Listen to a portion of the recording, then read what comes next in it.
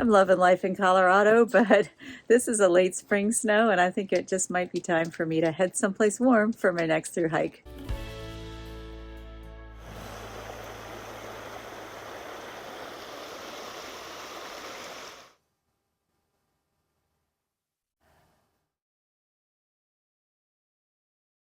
Well, the snowstorm passed and we're having some gorgeous weather here in Colorado. As you can see, it's looking like spring. I thought this would be the perfect time to come out and tell you all about my next through hike, which is coming up in just a few weeks. Now, before I get to that, just in case you think that maybe I don't love winter here in Colorado, I have to tell you that as a Floridian, it's a whole new thing. And even though I've been here about a year, I'm still getting used to it. And I'm having fun getting out and learning some of the winter sports. I did some downhill ski lessons recently and also Nordic skiing, which was a lot of fun.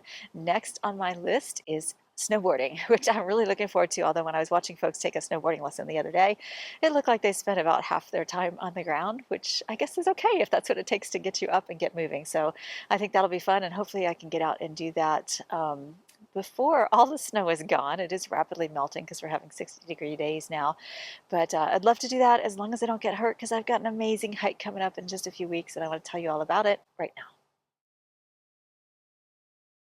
So there is a through hike that I wanted to do for quite a while now, actually.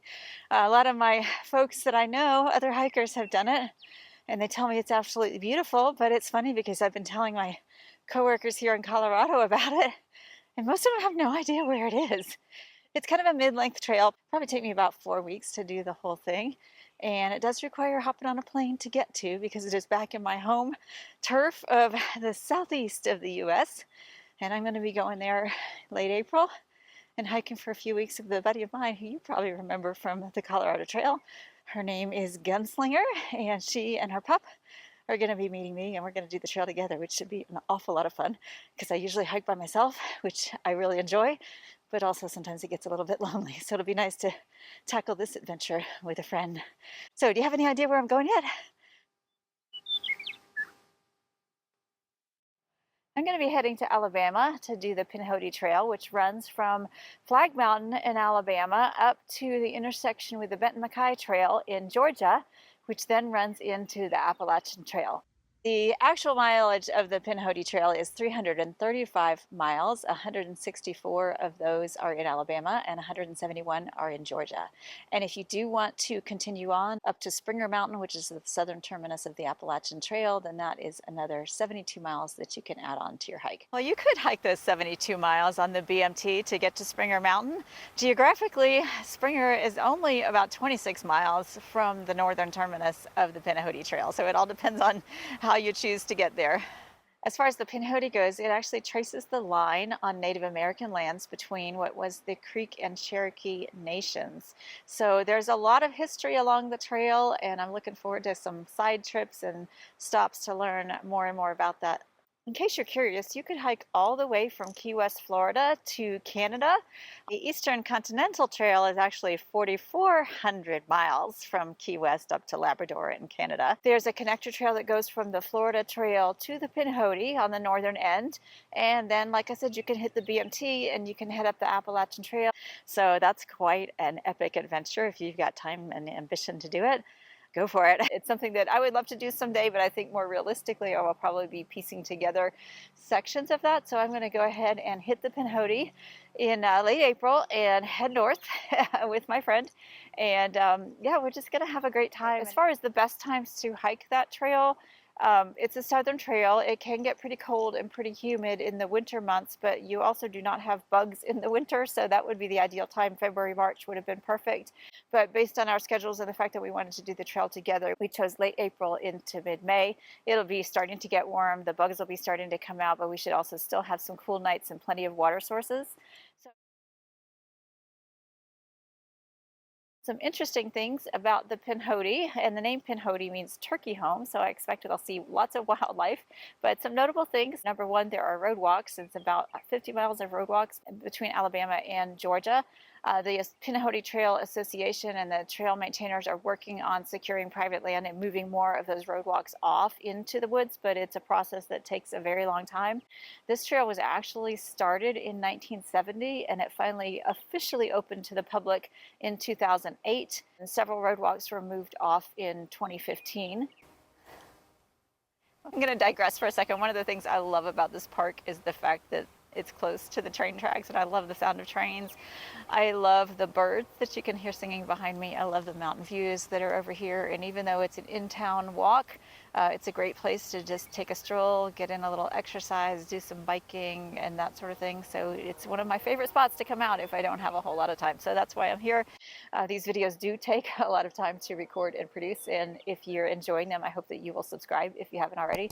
If you're a new subscriber, and I have a lot of those recently, thank you very much. If you're interested in supporting my hikes, there are ways to do that that you can see linked down in the description below. So that's a lot of info for you, I know. Anyway, just wanted to take a quick train break. So let me get back to telling you about the pinhoti, which I'm really excited about. There is a hostel called the Pinhoti Outdoor Center that is right near the southern terminus. So we're going to start our hike there. They are actually going to shuttle us down to Flag Mountain, and it's about a 2-day walk, 20-some miles, I think about 25 miles to get back to the Pinhoti Outdoor Center, where we'll spend another night, and then we'll continue on heading north.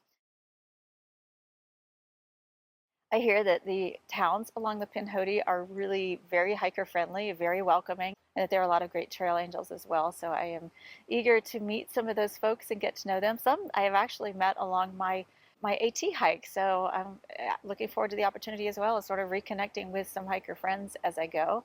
And then when I get to the northern terminus, I hopefully will have a chance to see some family before I head back out here to.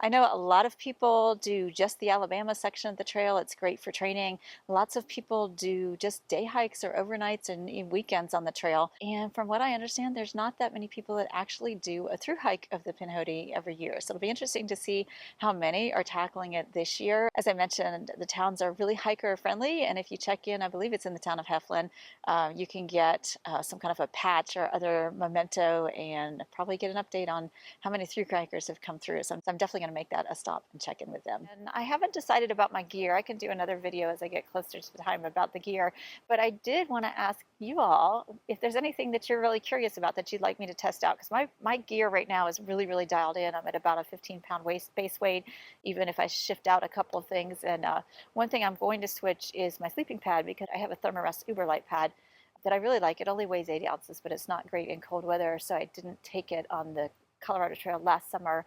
I did take it when I did the Trans-Catalina Trail, and it was awesome. I was really comfortable, not cold at all. So I'm going to take it for this hike. That'll save me a good 8 ounces compared to any other pad that I own, which will give me a little extra room if I want to test out some new gear. So let me know if there's something that you're just have a burning desire to see somebody use on the trail, and maybe I can get my hands on it and test it out and tell you what I think. So if you have suggestions, just drop those down below in the comments. And I would also love to hear from you on another topic, and that is, do you care about having a daily trail report, a video just every single day about how the day went? I can do that, or I can bunch them up and do kind of a weekly or every 3 or 4 days if you think that's better. When I did the Colorado Trail, I did a daily video, and it's a little bit of extra time, both recording and editing when you're in camp. And sometimes you're just so tired that you don't feel like editing. But if I'm doing the daily videos, then they will probably be delayed a little bit, just to give me time to get the editing done and to give you a chance to really see the best parts of the trail. But if you enjoy that and you want to wake up every morning and see a video from me about the Pinhoti, then just drop your comment down below. If you're happy seeing once a week, then I'd like to hear that too. Speaking of gear, if you're planning an upcoming through hike, I know from experience, because this happened to me, it is so easy to get just completely wrapped up about gear and worry about grams and worrying about what you take and all of those kinds of things. But something that's even more important than the stuff that's in your kit is what's going on up here. So I'd encourage you to take a look at my video about how to get mentally prepared for a through hike. You can watch that next right up here, and I look forward to seeing you again next time.